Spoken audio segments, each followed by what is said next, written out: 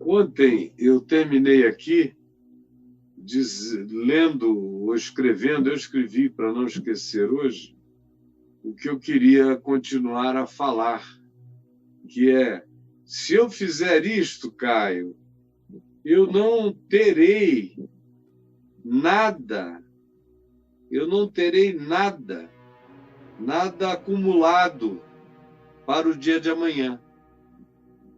Se eu fizer isto que Jesus está dizendo, eu não terei nada guardado, nada acumulado, nada poupado para o dia de amanhã. E ninguém quer isso, né?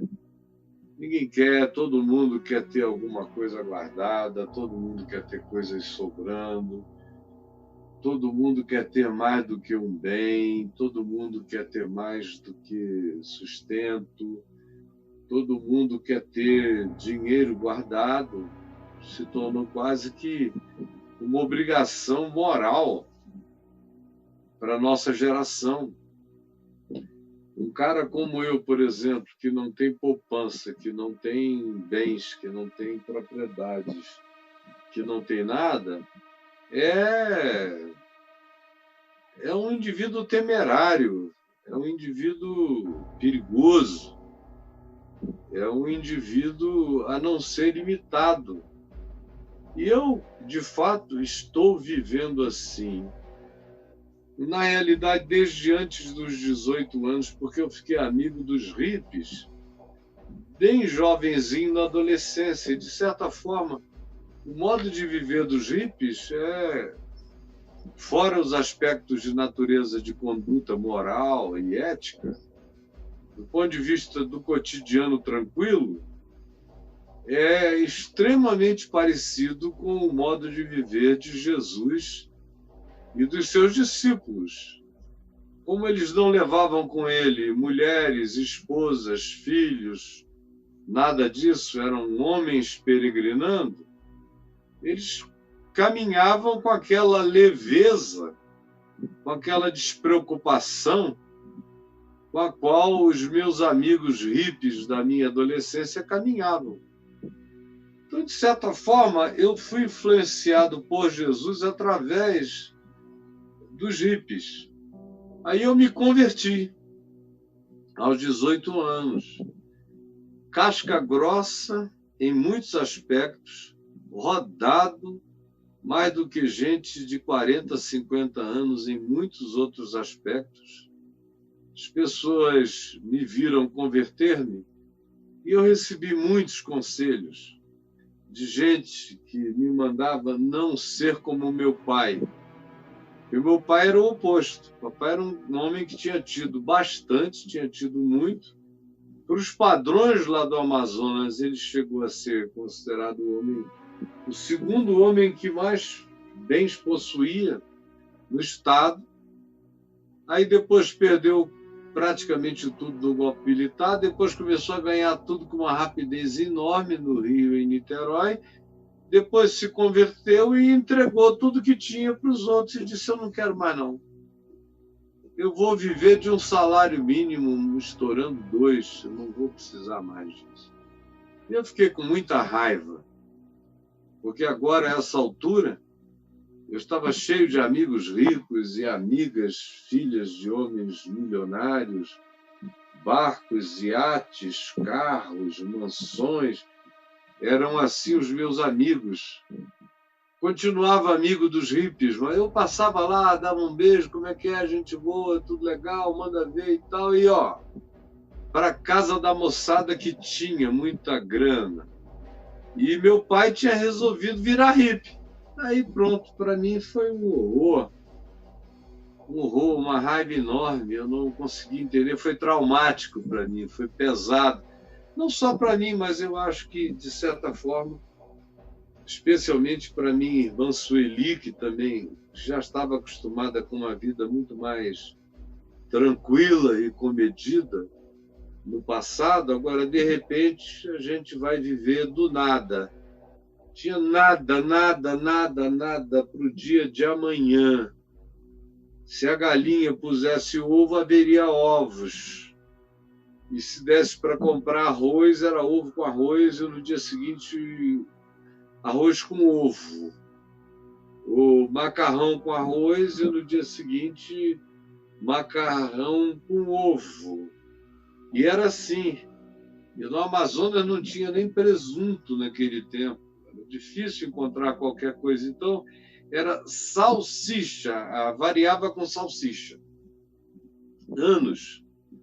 E a gente ali, eu com muita raiva do meu pai, dele ter feito tudo aquilo, dele não ter guardado uma única poupança sequer, de a minha mãe perguntar qualquer coisa e ele dizia sempre: minha filha, vamos orar porque o Senhor tem que mandar, porque eu não tenho nada. Eu dizia: ai, meu Deus, o cara não tem uma passagem de ônibus para me dar.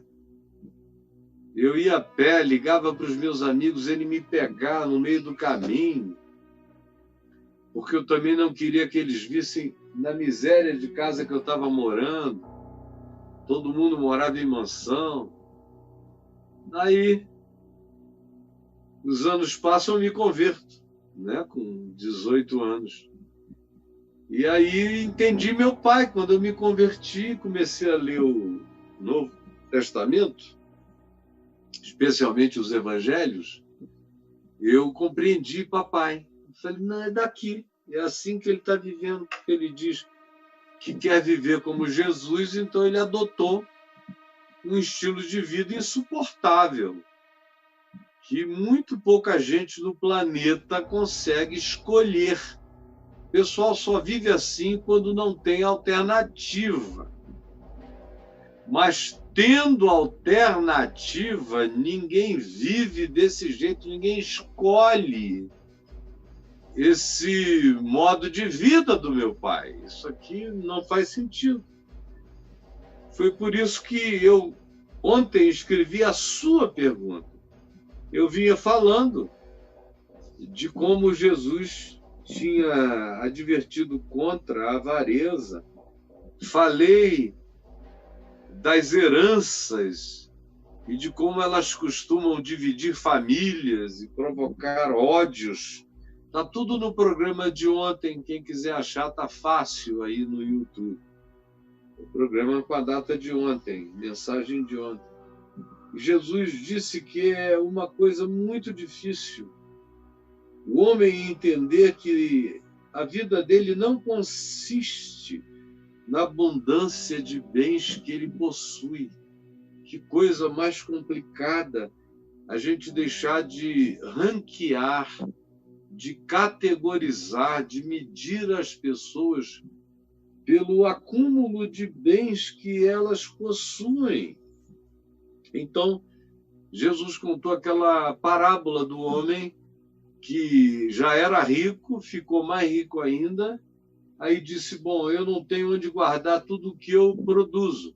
Vou construir novos silos e galpões para que o meu estoque seja ilimitado. E ele fez isso. Aí, quando ficou pronto, tudo pronto, ele disse: agora sim eu estou preparado. Agora eu posso dizer à minha alma: olha só, agora que eu tenho estoque para anos e anos e anos, eu posso dizer à minha alma. Olha só o que o cara disse à alma dele. Eu queria dizer: tens em depósito muitos bens para muitos anos. Olha a segurança desse homem. Aí ele diz para a alma dele: agora descansa. Nada mais vai te atrapalhar. Come, bebe, regala-te. E aí vem a palavra de Deus que fala com ele. É uma espécie de repetição da história de Nabucodonosor, que disse: olha aí, Nabucodonosor, você é maior do que todo mundo, maravilhoso. E então veio a voz de Deus chamando-o de louco. Lá no livro do profeta Daniel, no capítulo 4, louco, louco, louco.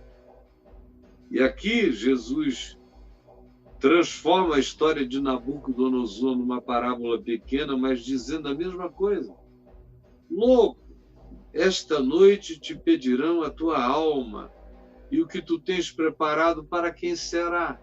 Você não tem a menor ideia da confusão que vai acontecer.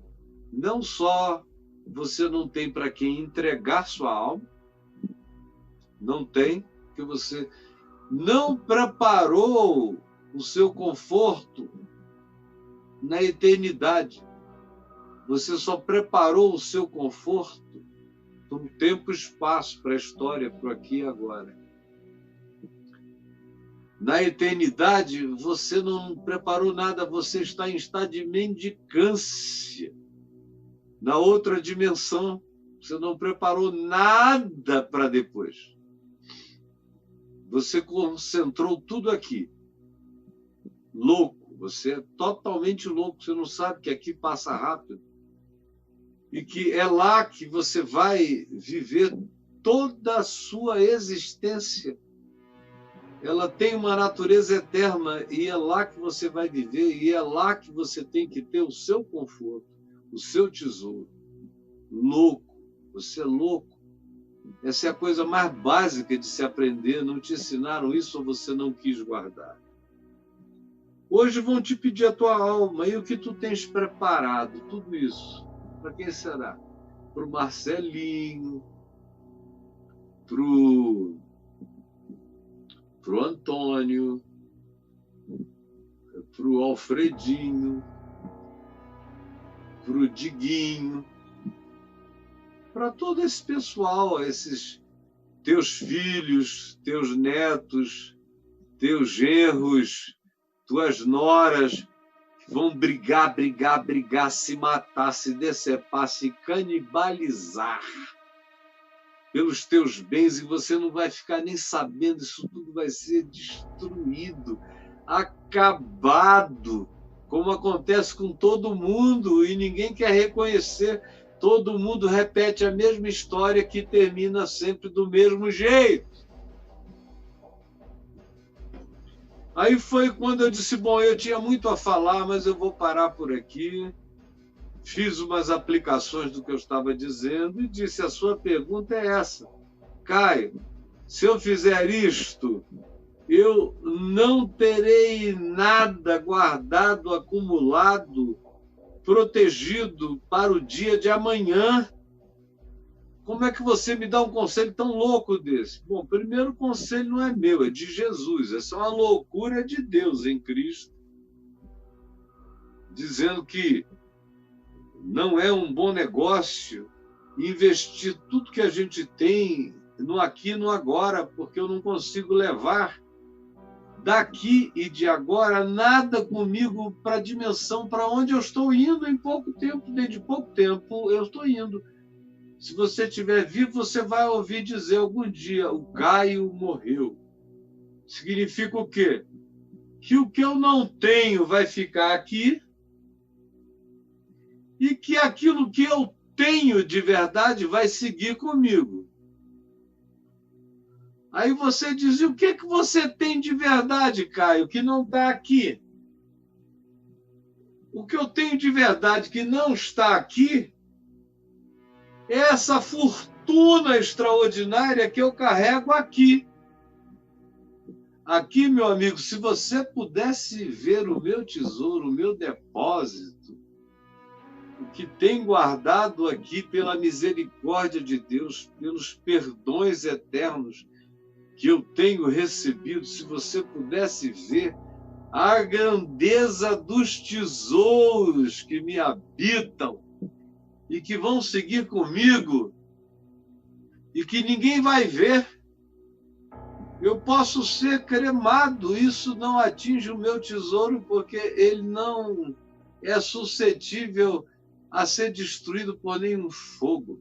Eu posso ser sepultado e ele não vai ser corroído, porque ele não é objeto de fragilização diante de nenhuma forma de sepultamento, de oxidação, de qualquer coisa. Ele habita a dimensão eterna do meu ser, como diz a Escritura, que Deus colocou a eternidade no meu coração, e é aqui que tem tudo que não cabe no universo inteiro, tudo que não cabe em todos os universos, cabe aqui. Aqui está cheião, meu irmão. Aqui você está olhando para um cara que dia a dia cresce para se tornar Bill Gates. Aqui você está olhando para um Mark Zuckerberg, não das riquezas deste mundo, mas dos tesouros imateriais e eternos. E eu, dia a dia, me torno mais rico. Mais rico, mais rico. É por isso que eu ando sem ansiedade, porque eu tenho trabalhado para o meu real e verdadeiro futuro. Eu não tenho trabalhado tanto para o meu futuro físico, para o meu futuro material, para o meu futuro palpável. Eu tenho bastante para comer, para beber, para prover para minha mulher, hoje em dia para os meus netos, para as faculdades, para as escolas, para o plano de saúde, o bastante. Agora, eu não tenho para mais nada, não tem nada guardado. Se você disser, Caio, me arranja R$5.000 aí, eu não tenho. E minha mulher e os meus amigos íntimos todos sabem que é verdade, os meus filhos também. Agora, não nos faltou nada nesses 50 anos. Nada, nem um dia, e nem nos faltará. Eu fui moço e já agora sou velho, porém eu nunca vi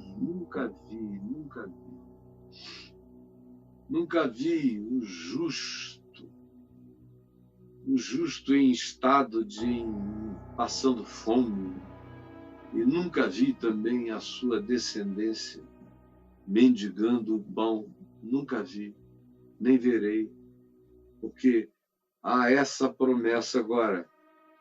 Eu conheço um bocado de gente que amealhou tudo que tinha, para o tempo presente, morreu, a sua descendência conseguiu destruir tudo em 10 anos, não tinha mais nada. E eles entraram num estado de ódio, beligerância, não se falam mais uns com os outros, se odeiam, e está todo mundo pobre, todo mundo devendo, todo mundo no perrengue. E eu que não guardei nada, estou aqui, graças a Deus. Não tenho nada, mas também não devo nada. Não tenho nada, mas vou comer amanhã, como já comi hoje, como comi ontem, comerei sempre, porque o Senhor é fiel. E porque aqui está o meu tesouro. Meu tesouro está todo aqui dentro. Aí você diz, mas Caio, você continua não me respondendo. E eu, cara, se eu fizer isto, eu não terei nada acumulado para o dia de amanhã. Então Jesus dirigiu-se aos seus discípulos que estavam com essa pergunta também. Porque Jesus tinha acabado de dizer a eles, assim é o que entesoura para si mesmo e não é rico para com Deus. Só entesoura para o lado de cá. Não investe nada na dimensão eterna. Nada na dimensão eterna. Assim é aquele que só pensa no dia de hoje, no si mesmo, no instante, no momento, e não tem nenhuma riqueza de natureza imponderável que o acompanhem para além do espaço-tempo. Então Jesus se dirigiu aos seus discípulos, supostamente a quem queria andar com ele. Isso é um papo agora para quem quer andar mesmo. Não é para quem acha bonitinho, ou para quem me acha fofo. Ah, o Caio é um fofo. Eu adoro as coisas que ele diz sobre Deus, são lindas. Não tem nada a ver com você que pensa isso de mim. Agora o papo é com discípulos, com gente que quer aceitar a disciplina de Jesus para a sua vida, que quer segui-lo. Você entendeu? Aí começa aqui, a gente começa a separar meninos de homens.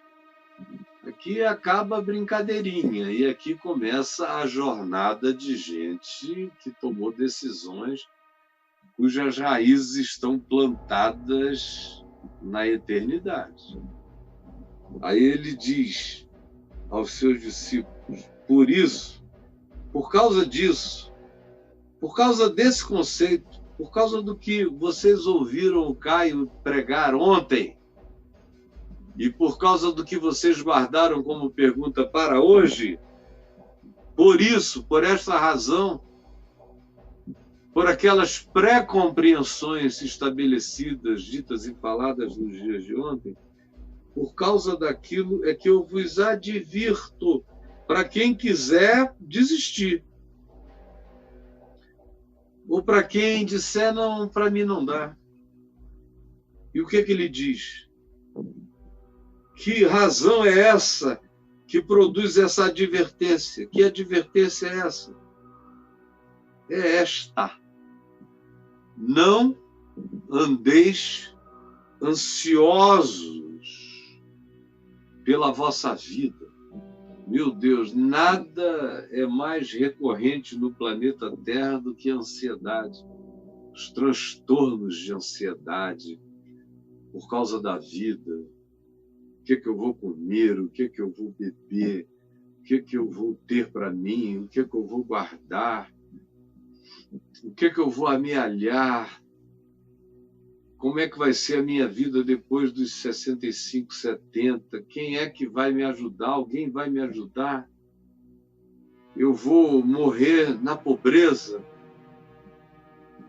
Os meus filhos vão ser bons ou serão indiferentes, como a maioria dos filhos que eu vejo? Aí a ansiedade vai tomando conta e a gente já vê os transtornos de ansiedade possuindo a mente de crianças praticamente. Aí não tem necessariamente, quando é o caso de crianças, a ver com o sustento imediato. É outro tipo de ansiedade. Se papai não vai deixar a mamãe, se a mamãe que fala tão mal do meu pai não vai se separar dele no ano que vem ou até o fim deste ano. E aí a criança vai ficando ansiosa. Meu Deus, eles vivem falando que não tem dinheiro. Será que eu vou ter que mudar de escola? Será que eu vou ter que me separar dos meus amigos e amigas, porque eles não vão poder bancar nada? E eles vivem me ameaçando, dizendo: olha, aproveita bem esse ano aí de pandemia, porque no ano que vem a gente não vai conseguir pagar para você mais nada não, viu? E aí planta-se uma ansiedade enorme no coração do menino. Não são aqueles pais hiperreligiosos que vem um garoto que começa a desenvolver a identidade dele com 13, com 14 anos e quem sabe aos 15, e dizendo: meu Deus, eu não sou heterossexual. Toda a minha atração emotiva e afetiva é por gente igual a mim, eu sou homoafetivo. Como é que eu vou dizer isso para o meu pai, presbítero, para pastor, para minha mãe, líder de grupo, de célula, de igreja? Como é que eu vou dizer isso a eles? Tem alguns que chegam ao extremo do suicídio, mas outros não, passam a viver num estado de transtorno de ansiedade. E a ansiedade vai ganhando temas e tópicos de acordo com a crescência da idade, com a evolução da minha faixa etária, com os desafios que me vão sendo postos em cada novo estágio etário da minha vida. E depois a ansiedade vai ser pelo Enem, pelo vestibular, porque também tem uma cobrança enorme sobre você, de performance. Tem pai que diz: olha, eu estou pagando, já gastei uma fortuna, estou deixando de fazer um monte de coisas para mim para pagar a sua escola. E você não me perca nem um ano. Não me crie nenhum problema, porque senão você que vai se virar. Eu, na sua idade, Me virava, papai não me dava nada, eu não tinha nada, por isso é que eu sou assim, um indivíduo despreparado, porque eu não pude. Então você já está tendo oportunidade. Se você perder esse ano que vem, está por tua conta. Aí começa o desespero, a ansiedade enorme. E Jesus não disse que isso tinha a ver com velhos ou adultos, isso atinge qualquer ser humano em qualquer época, em qualquer idade. A ansiedade não conhece idade, entendeu? Ansiedade não conhece idade.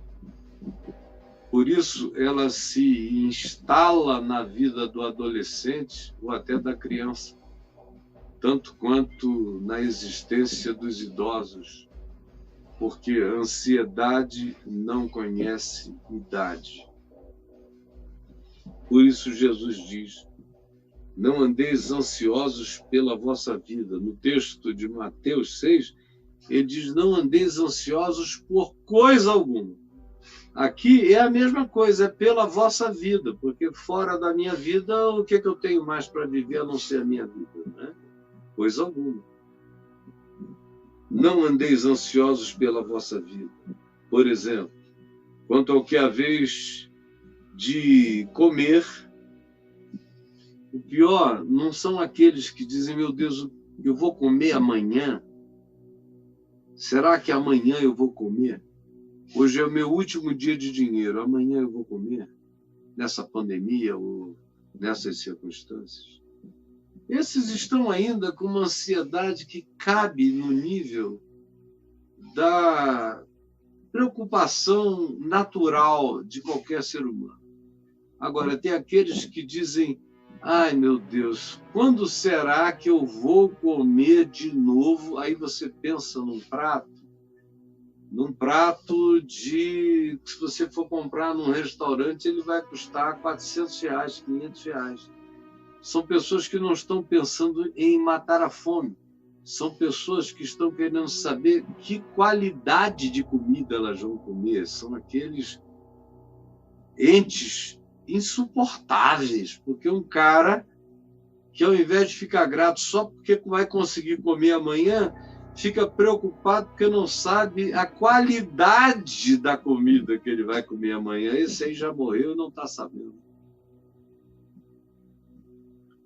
Quanto ao que haveis de comer, ou quanto ao vosso corpo, quanto ao que haveis de vestir. Eu hoje estou aqui de Santa Corja, que levanta e anda. Ou com relação a qualquer dessas coisas. Porque a vida, preste atenção nisso, olha aqui para mim, porque a vida é mais do que o que você come. A vida é mais do que o alimento e o corpo é mais do que as vestes. A gente vive de outras coisas. Eu conheço gente que não tem nenhum problema de comer, de vestir ou de beber. Gente que tem armários imensos, enormes. Tem gente que precisa de metade de uma casa para guardar tudo que tem. Tem gente que tem casa não para morar nela, tem gente que tem casa para guardar o que tem e não sabe nem o que é.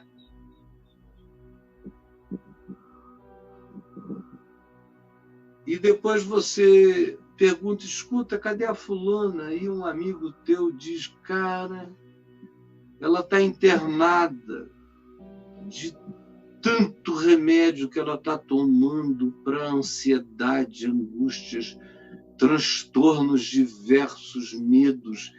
Ela está com pânico. Mas tudo que não falta a ela é o que vestir, tudo que não falta a ela é o que comer. Porque a vida do homem é mais do que as vestes, é mais do que o alimento.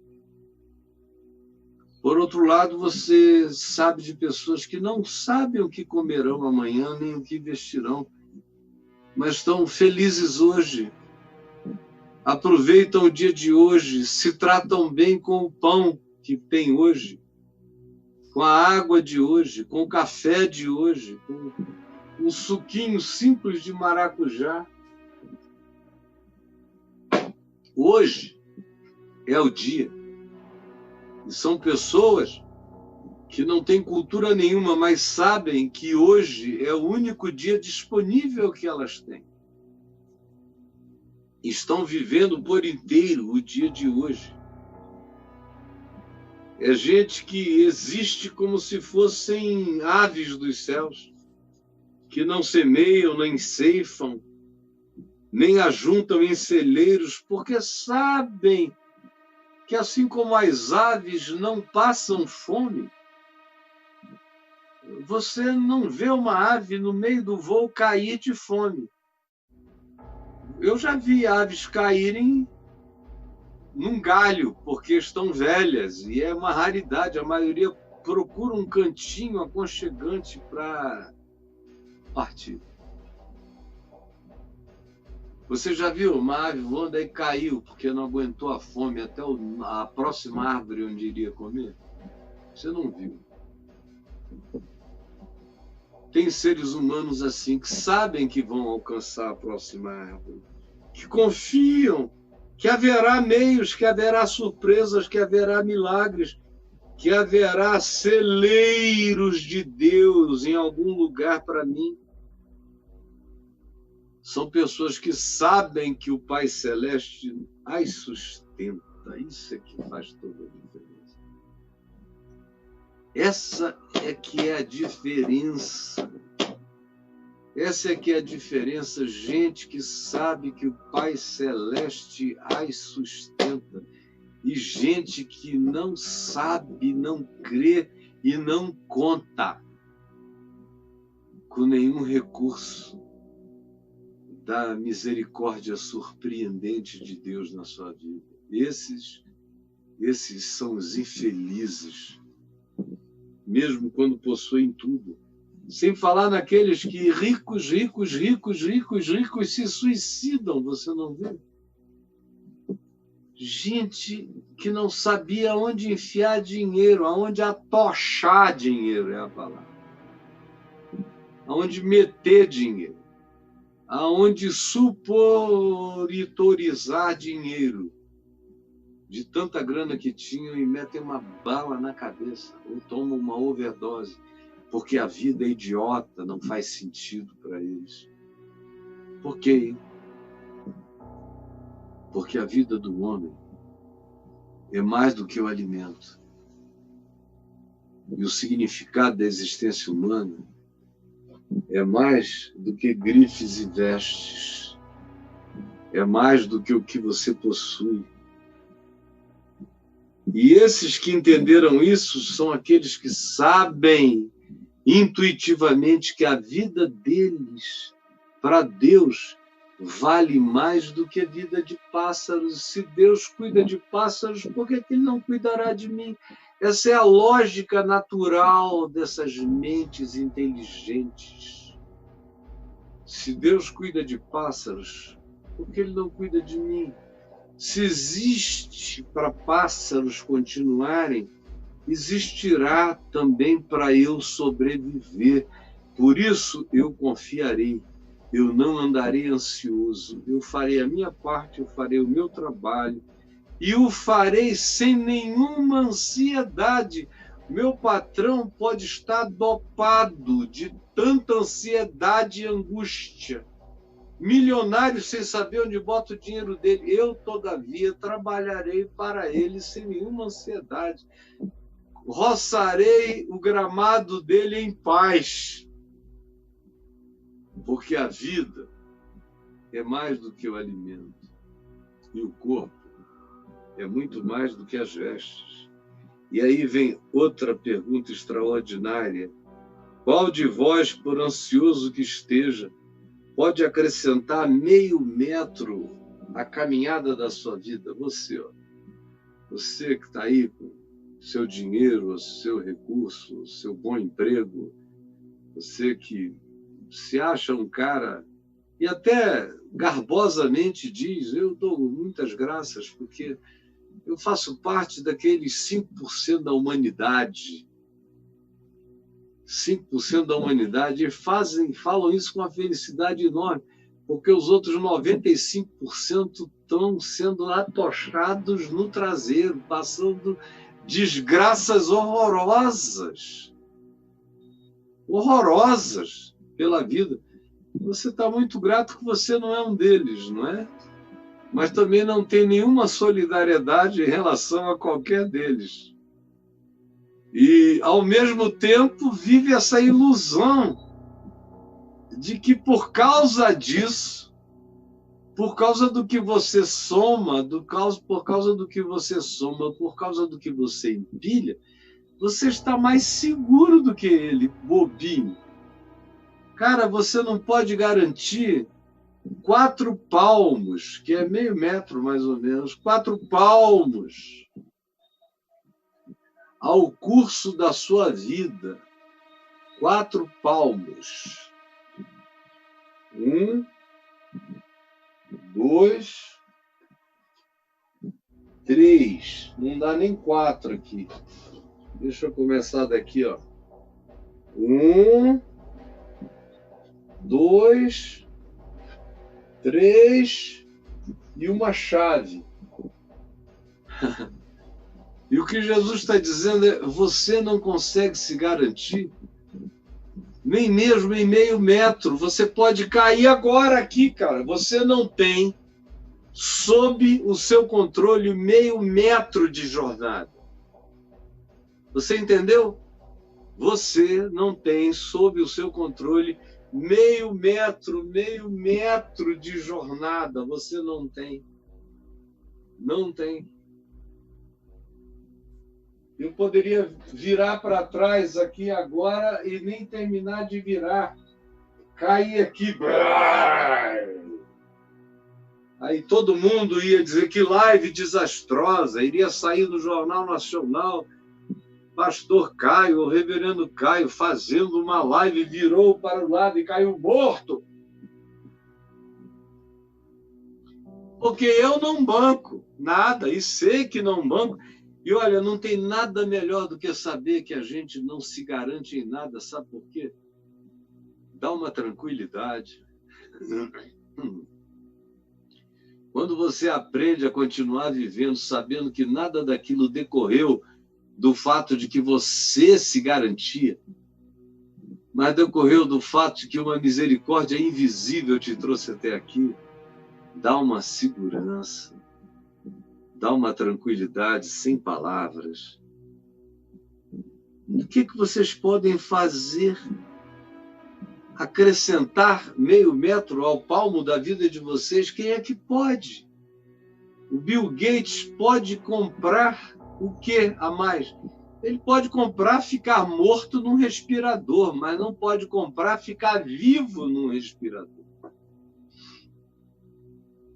Na hora que a vida termina, eles podem manter você vivo artificialmente, com os seus órgãos oxigenados artificialmente, 1000 anos. Virando para lá, virando para cá, para não dar escares. Mas você não está lá. Você já foi.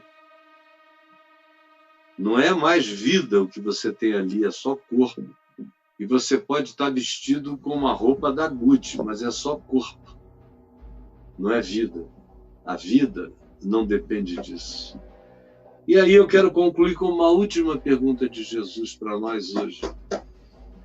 Ele diz: se portanto, ou seja, se à luz de tudo o que foi ponderado, com base em tudo o que eu digo e ensino, se, portanto, se por causa de todas essas evidências do Eclesiastes na vida real, se, portanto, nada podeis fazer quanto às coisas mínimas, e olha que comida e bebida é coisa mínima, né?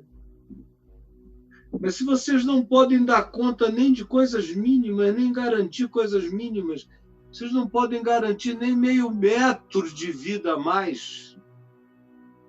Vocês não podem garantir que vão terminar o dia de hoje. Isso é uma coisa mínima, porque nós não estamos em guerra, você está em casa. Quanta gente amanheceu o dia bem e não vai terminar o dia neste planeta. terminarão o dia em outra dimensão. A família vai se reunir angustiada para saber se sepulta ou se crema. Porque a gente não pode garantir nada. Absolutamente nada, projeto nenhum, coisa nenhuma, em dia nenhum. Você não aprendeu ainda isto, que não adianta viver ansioso por nada, porque você não consegue ser o mantenedor de nada que você projeta. Por mais que você tenha todos os recursos humanos, você não consegue. Você não tem esse meio. Então Jesus pergunta: se, à luz de tudo isso, compreendeis que nada podeis fazer quanto a coisas mínimas, como agregar meio metro ao curso da nossa vida, por que vocês andam ansiosos pelas outras coisas? Vocês não conseguem garantir resultados para as coisas pequenas. Olha essa verruga. Olha essa verruga. Está olhando para ela? Você não sabe. Ela apareceu aí. Na última semana, você não sabe se ela é benigna, se ela é maligna. Você não foi ver ainda por causa da pandemia. Ela pode não ser nada. Ou ela pode ser um câncer. Essa sua diarreia aí pode não ser nada. Mas pode ser um tumor intestinal. Você não sabe nada. Você não consegue ter poder sobre as coisas mínimas. Você acha que vai ter poder sobre as outras coisas, as maiores? E que está na tua mão. Eu vejo gente que não tem meios nenhum. Aí tem um câncer. E entram em filas. Miseráveis.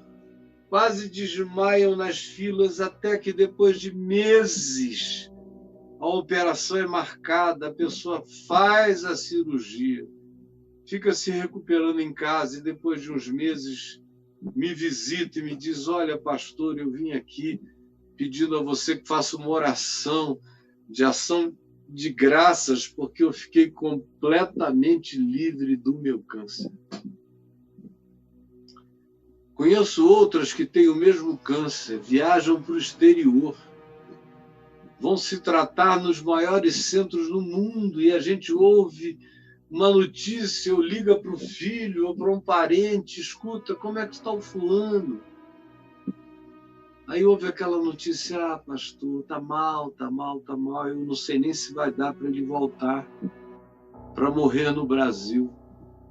Talvez ele só consiga voltar depois de morto, numa urna adequada, com tudo que tinha, com todos os grandes recursos, não conseguiu debelar aquilo que na vida do pobre aconteceu sem ele nem saber como. Na realidade, o que Jesus está dizendo é: a presunção de vocês não tem tamanho. Mais do que falando em ter e não ter, o que Jesus está dizendo e falando é de presunção mesmo. É de arrogância. Porque não tem nada de errado em ter alguma coisa. Nada.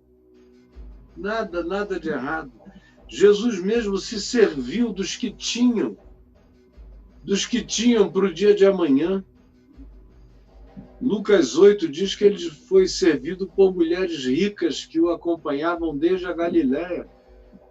E ele mesmo nunca teve nenhum problema com aqueles que, tendo meios, o socorreram, como José de Arimateia, como Nicodemos, como Maria, como a outra Maria, como Madalena, como os que tinham meios. A gente não sabe se o próprio Mateus, que era o publicano mais rico da Galileia não usou os próprios recursos dele para socorrer. Certamente usou, porque se diz que ele, que também era chamado de Levi, foi, pegou tudo que tinha e socorreu a todas as pessoas e seguiu com Jesus. Jesus nunca teve problema em ser socorrido por ninguém, em comer na casa de quem tinha para vários dias. Portanto, há de haver uma interpretação que não tenha vínculo exclusivamente com ter ou não ter, ou com guardar ou não guardar.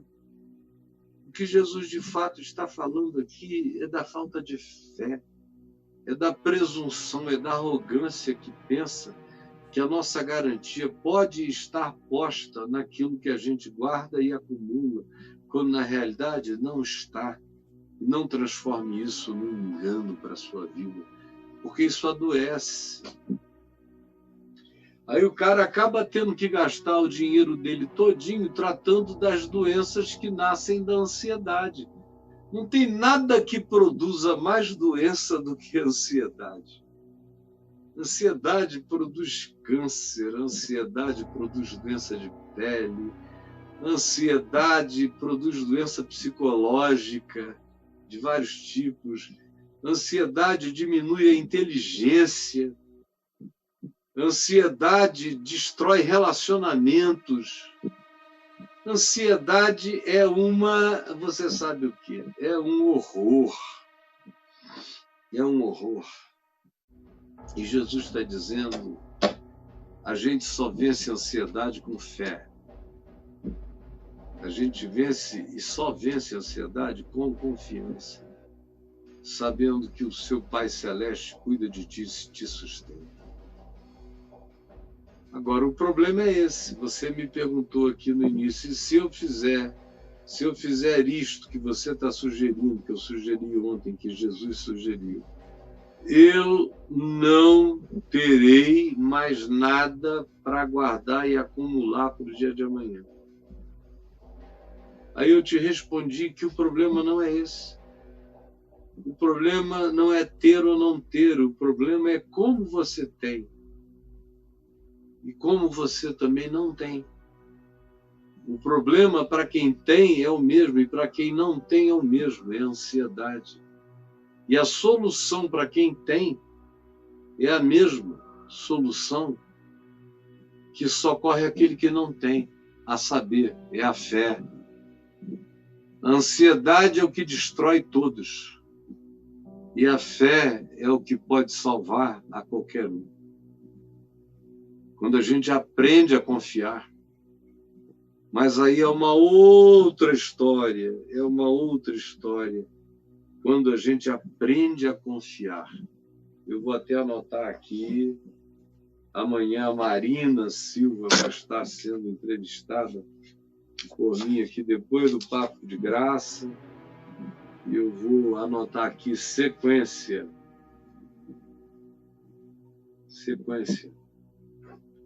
O segredo é aprender a confiar. Entendeu?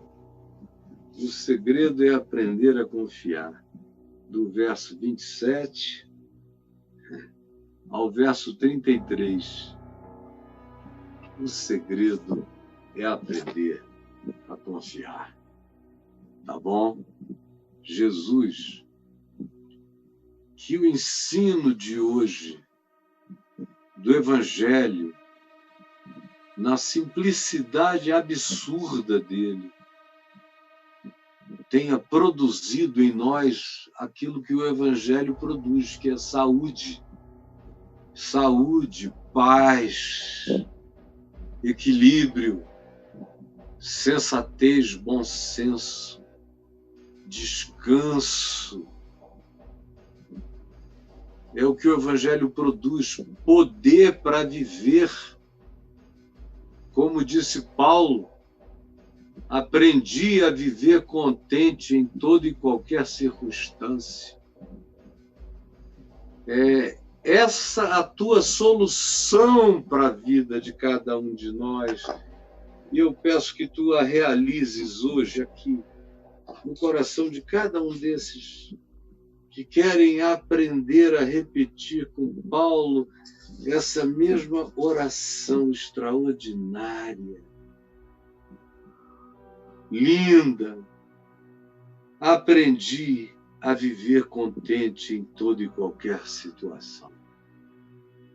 É maravilhoso. Quem é que pode dizer isso? Você ouviu isso de quem? De Sócrates, de Platão? De quem? No diálogo de Sócrates com Fédon? Foi aí que você ouviu?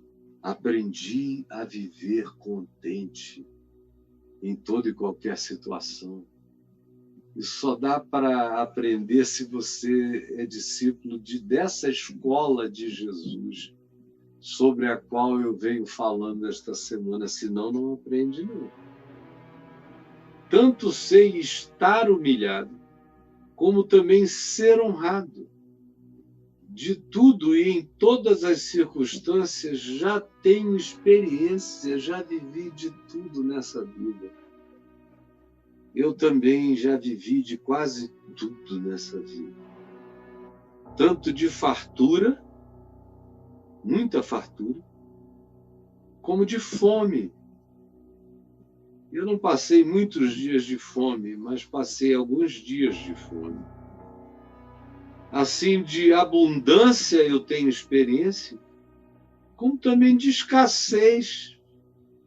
Aprendi a viver contente em toda e qualquer situação. Por quê? Porque eu aprendi que eu tudo posso naquele que me fortalece. Aí a ansiedade descansa dentro de mim por uma outra razão. Pedro disse, lançando sobre ele toda a vossa ansiedade. Pegue tudo que faz você ansioso, lance sobre ele, descanse nele, diga, não é mais meu problema. Eu vou fazer a minha parte, eu vou fazer os meus esforços, porém, sem ansiedade. Aprender a trabalhar sem ansiedade, a ganhar sem ansiedade, a esperar sem ansiedade. Contente em tudo que eu tenho e em tudo que eu não tenho, porque eu aprendi a viver. Aprendi a viver. Aprendi a saber que eu posso tudo naquele que me fortalece e que tudo tem solução, que não existem portas fechadas, eu só preciso andar sem ansiedade. Porque com ansiedade eu não tenho fé, porque a fé não é fé com ansiedade. Mas sem ansiedade eu posso crer e descansar e assistir porta atrás de porta e se abrindo para o meu sustento, para a minha vida e para a minha paz. Em nome de Jesus. Amém. Amém e amém, Senhor.